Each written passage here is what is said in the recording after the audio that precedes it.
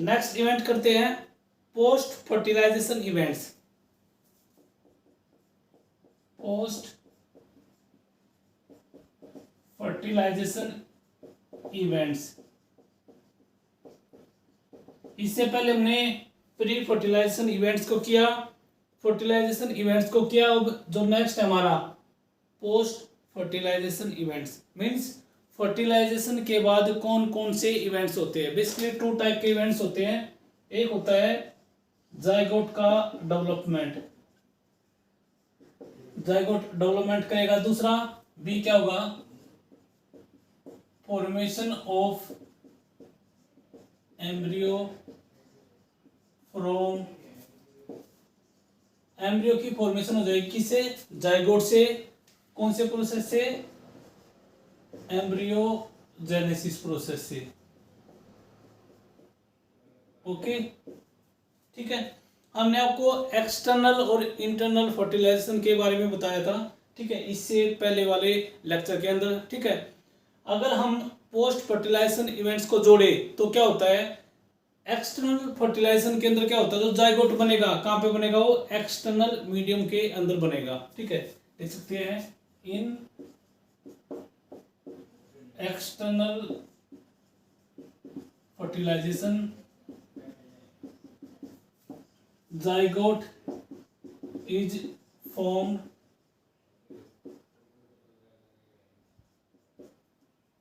in external medium। Okay, उसके अलावा इन, अगर हमारा इंटरनल फर्टिलाइजेशन है तो कहाँ बनेगा, इन इंटरनल फर्टिलाइजेशन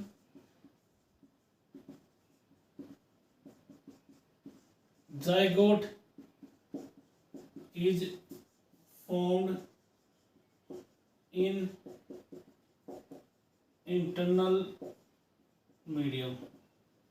ओके, इसके अंदर जायगोट का बनेगा हमारा इंटरनल मीडियम के अंदर बनेगा। ठीक है, जो डेवलपमेंट होता है जायगोट का, ठीक है, डेवलपमेंट जो जायगोट का होता है वो डिपेंड करता है ऑर्गेनिज्म की लाइफ साइकिल और इन्वायरमेंट पे। ठीक है, तो हमें कह सकते हैं जो डेवलपमेंट होता है किसका, जायगोट का, वो डिपेंड करता है किस पे, life cycle of organism and environment. ठीक है, नेक्स्ट है the development of zygote depends upon the life cycle of organism and environment. Next है हमारा इन एल्गी एंड फंगाई। जो एल्गी एंड फंगाई का जो जायगोट होता है उसके ऊपर क्या होती है, थिक वॉल होती है, जो क्या करती है, उसको डैमेज होने से क्या करती है, प्रिवेंट करती है। ठीक है, तो लिख सकते हैं in algae and fungi a thick wall present that prevent zygote from damage। Okay ठीक है, कुछ ऑर्गेनिज्म, जैसे मैं बात करूं एल्गी की, वोलवॉक्स और स्पाइर वगैरह, उनके अंदर होती है हैप्लोन्टिक लाइफ साइकिल। ठीक है, तो उसके अंदर जो जायगोट होगा वो क्या करेगा, मियोटिक डिवीजन करेगा, मतलब मियोसिस करेगा, और मियोसिस करके क्या करेगा, हैप्लॉइड ऑर्गेनिज्म की क्या कर देगा, फॉर्मेशन कर देगा। ठीक है, कुछ ऐसे ऑर्गेनिज्म जिसके अंदर डिप्लॉन्टिक लाइफ साइकिल होता है, तो उसके अंदर क्या करता है, जायगोट क्या करेगा, अंडरगो, जायगोट क्या करेगा, माइटोटिक डिवीजन करेगा। ठीक है, लिख लेते हैं इन हैप्लोटिक लाइफ साइकिल। ठीक है, उसके बाद क्या लिखेंगे, इसके अंदर किसके अंदर होता है, जैसे वोलवॉक्स और स्पाइरो गायला, ये क्या करते हैं, जायगोट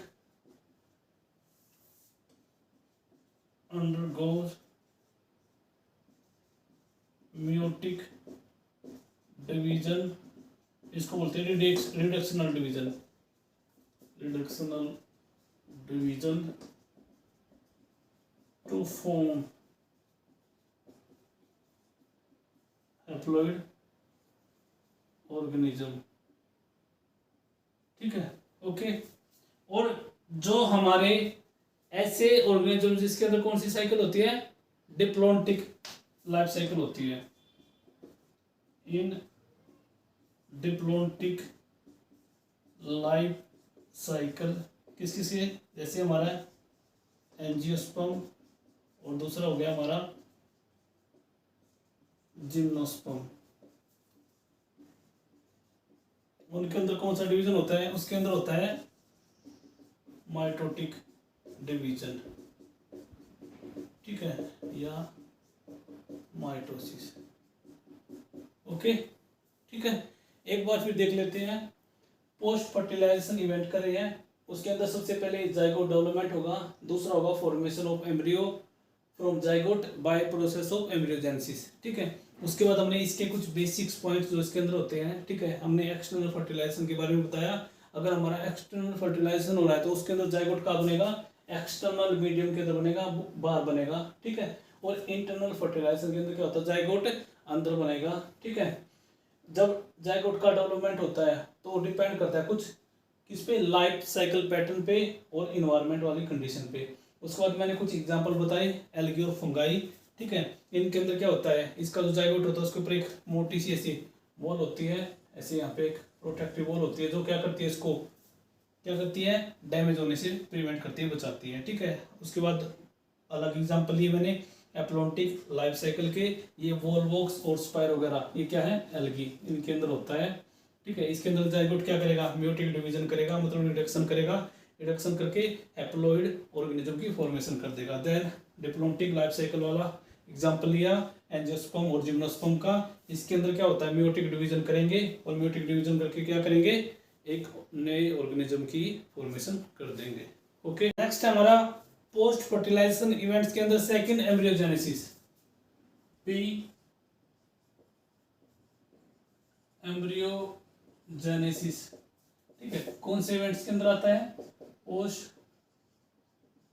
फर्टिलाइजेशन इवेंट्स के अंदर आता है। ठीक है, एम्ब्रियोजेनेसिस देखते हैं क्या होता है, formation of embryo from zygote. ठीक है, the process in which formation of embryo from zygote. ठीक है, जिसके अंदर क्या होता है, एम्ब्रियो की फॉर्मेशन हो जाती है जाइगोट से। ठीक है, जब भी एम्ब्रियोजेनेसिस होता है तो कुछ इवेंट्स होते हैं। सबसे पहला क्या होता है, एक तो सेल का डिवीजन होता है जो किससे होगा, माइटोसिस प्रोसेस से होगा। इसके अलावा सेल का डिफरेंशिएशन भी होगा, सेल का डिफरेंशिएशन होके टिश्यू और ऑर्गन की क्या होती है, फॉर्मेशन हो जाती है। ठीक है, अब देख लेते हैं ड्यूरिंग एम्ब्रियोजेनेसिस। ठीक है, एम्ब्रियोजेनेसिस के अंदर कौन कौन सी इवेंट होती है, सबसे पहले सेल डिवीजन। ठीक है, सेल का डिवीजन होगा किससे, माइटोसिस से। ठीक है, जिससे क्या होगा, इंक्रीज सेल नंबर। ठीक है, जिससे क्या हो जाएंगे, सेल नंबर इंक्रीज हो जाएंगे। ठीक है, इसके अलावा क्या होगा, सेल का डिफरेंशिएशन होगा जिससे टिश्यू और ऑर्गन की फॉर्मेशन होगी। ठीक है, दूसरा क्या होगा, सेल क्या करेगी, डिफरेंशिएशन करेगी। ठीक है, सेल का डिफरेंशिएशन होने के बाद क्या बताया मैंने, क्या होगा, स्पेशलाइज्ड ऑर्गन और टिश्यू बनेंगे। ठीक है, क्या होगा, formation of tissues and organ. ठीक है, टिश्यू और ऑर्गन बनेंगे कब, जब सेल का डिफरेंशिएशन होगा। ठीक है, based on where zygote develop. ठीक है, जायगोट कहाँ पे डेवलप हो रहा है, उसके बेस पे हम ऑर्गेनिज्म को दो कैटेगरी के अंदर डिवाइड करते हैं। ठीक है, ठीक है। जायगोट दो तरह से डेवलप कर सकता है, फीमेल पेरेंट्स की बॉडी के अंदर भी, इनसाइड भी और बाहर भी। ठीक है, तो उसके बेस पे हम क्या करेंगे, दो के अंदर डिवाइड कर देंगे। एक हमारा ओविपेरस, ओविपेरस एनिमल, और जो सेकंड वाला होगा वो होगा विविपेरस एनिमल। ठीक है, ओके। ओविपेरस वो एनिमल होते हैं, ठीक है, जो क्या करते हैं, जो फर्टिलाइज एग को देते हैं। ठीक है, विच ले फर्टिलाइज्ड एग। ठीक है, जो फर्टिलाइज एग देते हैं। ठीक है, ये आपको रेप्टिलियंस और जो बर्ड्स होते हैं वहां देखने को मिलेगा, रेप्टिलियंस एंड बर्ड्स वहां पे देखने को मिलेगा। ठीक है, ओके। एक जनरल पॉइंट इसका ओविपेरस का। ठीक है, अगर हम यहाँ पे सर्वाइवल ऑफ यंग वंस की बात करें तो इसके अंदर क्या होता है, लेस होता है, कम होता है। ठीक है, इससे जो यंग वंस बनने हैं उसका चांस ऑफ सर्वाइवल क्या होता है, कम होता है, क्योंकि इन्वायरमेंट फैक्टर क्या करते हैं और प्रीडेटर्स को अफेक्ट करते हैं। ठीक है, विविपेरस के अंदर वो एनिमल आते हैं जो क्या करते हैं, which give young, which give birth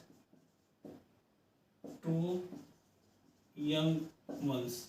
ठीक है, जो यंग वंस को बर्थ देते हैं। ठीक है, ओके, आई बात सुन रहे। और इसके अंदर अगर हम एग्जांपल की बात करें, इसके अंदर जो मेजॉरिटी ऑफ मैमल्स होते हैं, खासकर ह्यूमन वो आते हैं। ठीक है, एग्जांपल मेजॉरिटी ऑफ मैमल्स।